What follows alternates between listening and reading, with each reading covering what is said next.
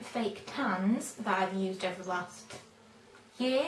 I haven't used absolutely tons because I've not been into the fake tanning for quite a while. However, I did it again last night and I thought, now I've used them all that I've got, I thought I'd do a little review. So it's not kind of a comparison in that they're all kind of different, but I'll go into the first one and tell you about it. The first one's an actual fake tan. So it's like, well, it's St. Moriz. I know it's filthy, I'm sorry. St. Moriz, and it's like the equivalent of Saint-Tropez but cheaper. Basically this is the one that you put on and then you leave it for how many hours and you wash it off.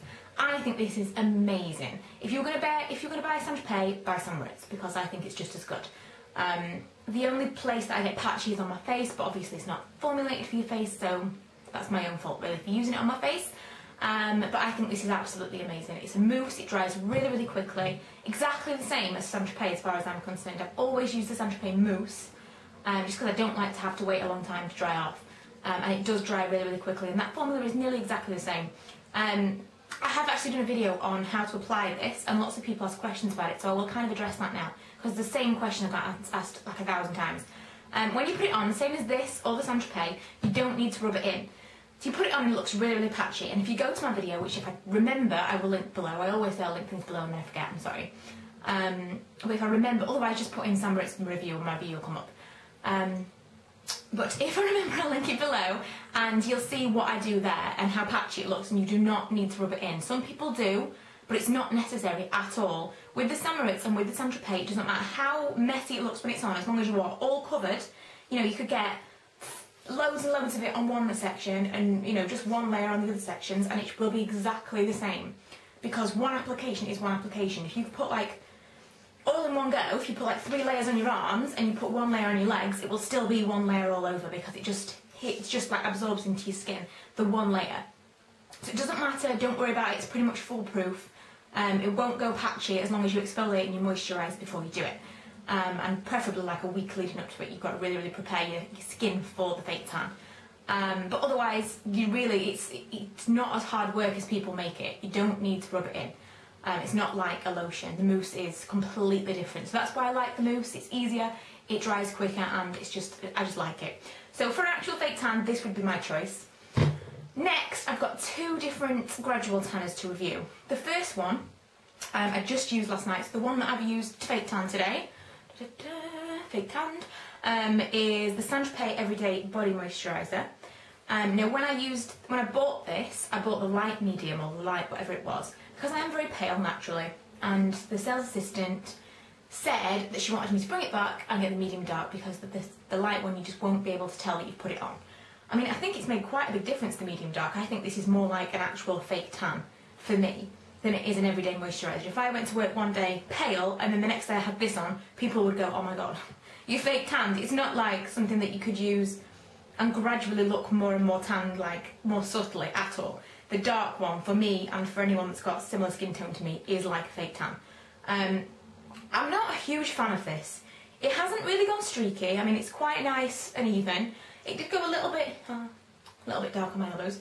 Even though I'm moisturised, it did go a little bit dark on patches of my legs, which is annoying because I exfoliate my legs like 3 times a week before shaving. So that's really frustrating. However, the colour is really nice, and I'm really struggling to say nice things about this product because it was £14, and I also bought the face one, which I've never ever bought before. I've always just done the same, you know, face and body, exactly the same stuff. I have to say, it really makes a difference to use a face bronzer and a body bronzer separately. I think that I probably would repurchase the face bronzer because I think that that really would make my face better than normal, but better than if I'd used the body one all over. It really is formulated for your face, so I'm kind of sold on that now. I will try kind of separate face ones in the future. So that I really like. But this, it smells really bad. It smells like fake tan smells. But it smells really bad, so my whole room smells a bit now, and it's really not. So in short, I really don't like the smell of this. Sticky, I just think it's not worth the money.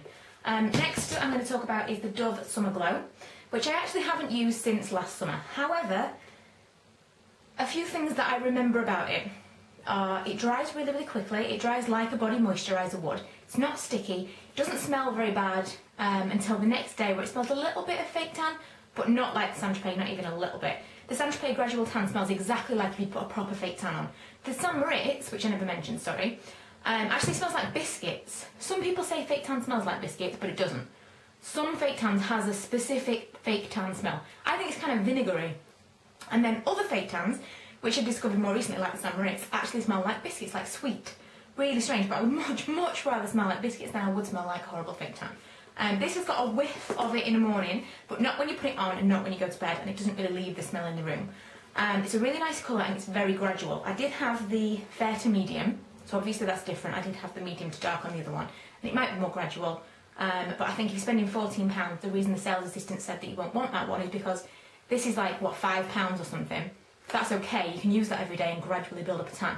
If you're using the same amount or more because it was so thick, and it didn't spread as well, and sticky, oh, anyway, she was obviously thinking that I was going to not be satisfied if it was really, really gradual tan, because it's so much effort putting it on, whereas with this, you can put it on and it's just not a big deal. So, in short, if you want a full-on dark, actual fake tan, I would recommend the St. Moritz. And if you want a gradual tan that doesn't smell too bad, and it is actually like to replace your normal nighttime lotion or morning lotion, whatever, then I would recommend this. By no means would I recommend you going out and spending £14 on this Saint-Tropez lotion. The Saint-Tropez mousses are fantastic, but I don't think they are that much better than the St. Moritz, if they're better at all. I would recommend this, the Everyday Moisturiser for the face, because especially if you are using something like this on your body, and you are obviously exfoliating your face all the time, if you've got something separate, you could put this on in the morning before you put your makeup on, you put it on at night time. It isn't as sticky as the body one, it doesn't smell as bad as the body one, and it's formulated differently so it sinks in better. And obviously it's better for your skin on your face because it's a different kind of skin.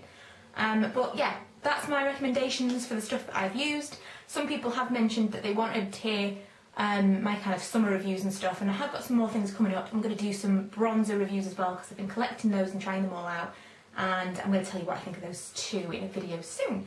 But yeah, this wasn't really a comparison video because they're all completely different really, but I just thought I'd tell you what I thought of those particular products. Hope you enjoyed the video, and if you haven't already, please subscribe. Thanks for watching. Bye!